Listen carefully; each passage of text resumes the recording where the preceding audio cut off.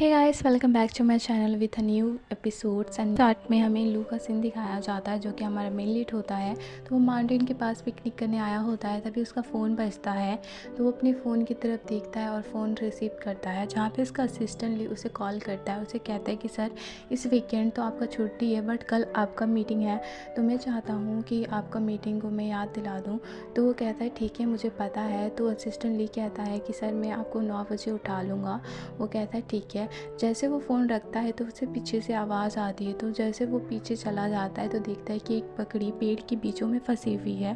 तो उस बकरी को वो वहाँ से निकाल लेता है और उसे जैसे निकाल के उसे देखता है तो बादल की तरफ बहुत सी बारिश होने लगती है। तो मौसम ख़राब हो जाता है, तो वो वहाँ से बकरी को लेकर चला जाता है। तो नेक्स्ट सीन में हमें दिखाया जाता है हमारी फीमेल लीड, जिसका नाम लियांशी होता है, जो कि एक डॉक्टर होती है। तो एक पेशेंट का इलाज कर रही होती है। तो वो पेशेंट कहता है कि मेरे पास पैसे नहीं है, इसके बदले तुम ये शराब ले लो।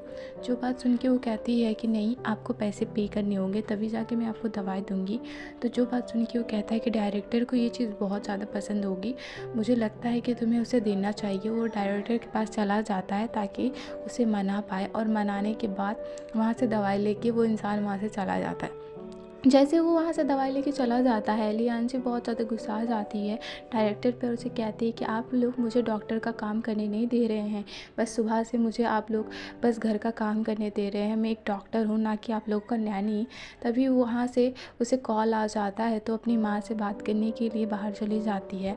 जैसे वो अपनी माँ से बात करती है तो उसकी माँ उसे हाल चाल पूछती है, तो वो बोलती है मैं ठीक हूँ, आप बताइए। जैसे वो दोनों कुछ बात कर रहे होते हैं, तभी उसकी माँ उसे कहती है कि मैंने एक ब्लाइंड डेट फिक्स किया है तुम्हारे लिए, मैं चाहती हूँ कि तुम वहाँ जाओ। जो बात सुन के लियांशी का मुंह उतर जाता है। तो वो कहती है कि माँ, मुझे तुम्हारा आवाज़ नहीं सुनाई दे रहा है। और जैसे तैसे करके वो फ़ोन को काट देती है। और वहाँ से फ़ोन काटने के बाद वो अपने फार्म हाउस की तरफ जाती है, जहाँ पे वो देखती है कि उसका एक बकरी मिसिंग है। जो चीज़ देख के वो थोड़ा ज़्यादा हैरान हो जाती है और अपनी बकरी को खोजने लगती है इधर उधर। दूसरा सीन दिखाया जाता है जहाँ पे लू अपने कार में सोया हुआ होता है। उसे पता नहीं चलता कि उसके कार में तुरंत ही बहुत सी मलबे आने लगते हैं। जैसे वो आंखें खोलता है तो देखता है कि उसके कार को डैमेज होने वाला है। तो वहाँ से निकलने की कोशिश करता है, जैसे तैसे निकल जाता है उस पगड़ी को लेके, और उस पगड़ी को लेके वहाँ से चला जाता है। तभी नेक्स्ट सीन दिखाया जाता है जहाँ पे लियांशी अपनी बकरी को खोजते खोजते पूरा रात बिता देती है ऐसे ही। तो सामने से लू भी उस बकरी को लेके आ रहा होता है, जिसके हाथ में चोट लगा हुआ होता है। तो सामने से लियांशी उसे पकड़ लेती, उसे कहती कि तुम चोर हो। और नेक्स्ट सीन शिफ्ट होता है जहाँ पे हॉस्पिटल में लियांशी उससे पूछती है कि तुम्हारा नाम क्या है। तो वो कहता है कि लू। तो उससे पूछती है कि बताओ, तुम कितने सालों से चोरी कर रहे हो। जो बात सुन के लू कहता है कि देखो, तुम मुझे शकल से चोर कैसे समझ सकती हो क्या? तुम्हें मेरे कपड़े देख के तुम्हें लगता है कि मैं चोरी वगैरह करूँगा? तो वो कहता है कि अच्छा, तो तुम ऐसे ही मेरी बकरी लेके भाग रहे थे। तो वो कहता है कि देखो, मुझे हाथ में चोट लगी है, तुम मेरे हाथ में दवाई लगाओ ना। तो उससे कहती है ठीक है, और वो उसके हाथ में दवाई लगाने लगती है और उसे कहती है कि अच्छा, आगे बताओ, तुम कहाँ से आए हो और तुम क्यों चोरी करते हो। तो कहता है कि देखो, ज़्यादा बकवास मत करो, मेरा सर फटा जा रहा है और चुपचाप दवाई लगाओ। और उसे दवाई लगा के उसे परेशान कर रही होती है। तभी वो कहता है कि देखो, मेरे पैर में चोट लगा है, तो मैं चाहता हूँ कि मुझे इसके लिए हॉस्पिटल भेज दो। जो बात सुन के उसे कहती है तुम्हें लगता है कि यहाँ पे सिग्नल होगा। और वो कहता है कि ठीक है, रुक जाओ, मैं अंकल आंटी को बुलाती हूँ जो तुम्हारी हेल्प करेंगे तुम्हारे पैर को ठीक करने में। वो कहता है कि नहीं, मुझे हॉस्पिटल जाना है। तो लियांशी कहती है कि हाँ, हॉस्पिटल दूर दूर तक नहीं है, तो यहीं पर जो करना है कर लो। तो वहाँ पे आंटी आती है और उसका पैर देखती है और उससे बोलती है कि तुम्हारा एक्यूपंक्चर करना होगा। जो बात सुन के वो कहता है कि एक्यूपंक्चर मुझे नहीं करना। वो कहता है नहीं, ये बहुत अच्छा है तुम्हारे लिए। और जैसे तैसे करके उसे मना लेती हैं आंटी और उसके पैर में कर देती है।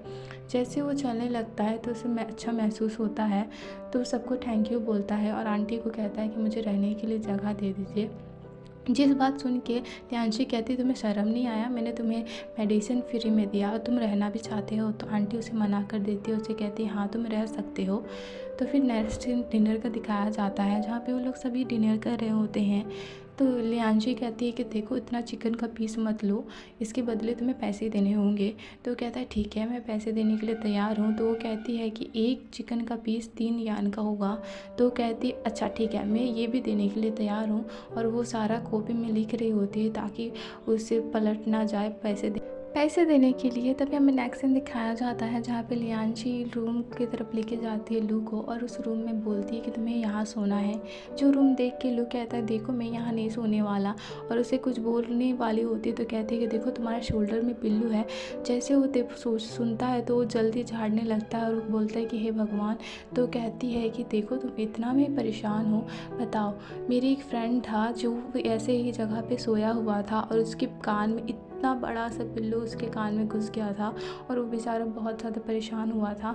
जो बात सुन के वो बहुत ज़्यादा डर जाता है और कहता है कि मैं तो यहाँ नहीं सोने वाला। तो वो वहाँ से लियांशी वहाँ से चली जाती है। जैसे वो जा रही होती है अपने रूम की तरफ तो लू उसके पीछे तरफ आ जाता है और उसे कहता है कि देखो मुझे यहाँ सोने दो। वो कहती है कि नहीं मैं तुम्हें नहीं सोने दूँगी। तो वो कहता है देखो मैं इसके बदले तुम्हें बहुत से पैसे दे सकता हूँ। वो कहती है कि तुम कितना दोगी। तो वो कहता है ज़्यादा से ज़्यादा तुम जितना मांगोगी मैं उतना देने के लिए तैयार हूँ। और उसे कहती ठीक है चलो तुम सो सकते हो, बदले में अगर तुमने पैसे नहीं दिए ना कल मुझे तो बता दे रही हूँ तुम्हारा ठीक नहीं होगा। और उसे वार्निंग करती है कि कोई भी सामान मत छूना, कल सुबह में मैं तुम्हें उठा दूँगी। और वो सब बोल के वो वहाँ से चली जाती है। तभी नेक्स्ट मॉर्निंग दिखाया जाता है जहाँ पे लियांशी लू को बुलाने आई होती है। जैसे लू उठता है तो देखते हैं कि 5:30 बजे हैं और बहुत ज़्यादा गुस्सा होकर उसके साथ चला जाता है। जैसे वो वहाँ पे चल जाते हैं तो वहाँ जाके देखता है कि वहाँ पे उसका कार नहीं होता जो कि मलबे में धंस गया होता है। तो लियांशी उसे कहती है कि क्या तुमने सच में यहाँ पे अपना कार रखा था। तो कहता है हाँ मैंने अपना कार यहीं रखा था, कल ही मैंने यहाँ देखा था। तो जो बात सुन के लियांशी बहुत ज़्यादा गुस्सा हो जाती है। उसे कहती है कि तुम एक तो मेरे घर में कल से हो और झूठ मूठ का बहाना कर रहे हो मेरे सामने, तुम हर चीज़ झूठ क्यों बोलते हो। तो कहता है कि मुझे यांशी हॉस्पिटल जाना है अर्जेंट, आज मेरा काम है। तो जो बात सुन के वो कहती है कि यांशी हॉस्पिटल, क्या तुम डॉक्टर हो। तो वो कहता है नहीं मैं एक डॉक्टर नहीं हूँ। जो बात सुन के वो कहती है कि अच्छा तो तुम डॉक्टर भी नहीं हो तो तुम कौन हो। तो कहता है मैं एक प्रेसिडेंट हूँ। प्रेसिडेंट सुन के वो कहती है, हंसने लगती है और कहती है कि तब मैं एक राजकुमारी हुई, तुम बहुत कुछ बोल रहे हो, अब तुम यहाँ से जाओ। जो बात सुन के वो कहता है कि देखो मेरी बात का भरोसा करो, मैं तुमसे झूठ नहीं बोल रहा हूँ। और लियांशी उसे कहती है कि तुम यहाँ से चले जाओ वरना मैं तुम्हें बहुत मारूंगा। तो वहाँ पे ही यांशी हॉस्पिटल का दिखाया जाता है जहाँ सभी लोग न्यू प्रेसिडेंट का वेट कर रहे होते हैं, लेकिन बहुत लेट होने के बाद भी कोई नहीं आता है। तो प्रेसिडेंट गू कहते हैं कि थोड़ा हमें वेट करना चाहिए, पर डॉक्टर कहने लगते हैं कि सर हमें बहुत सारा काम है।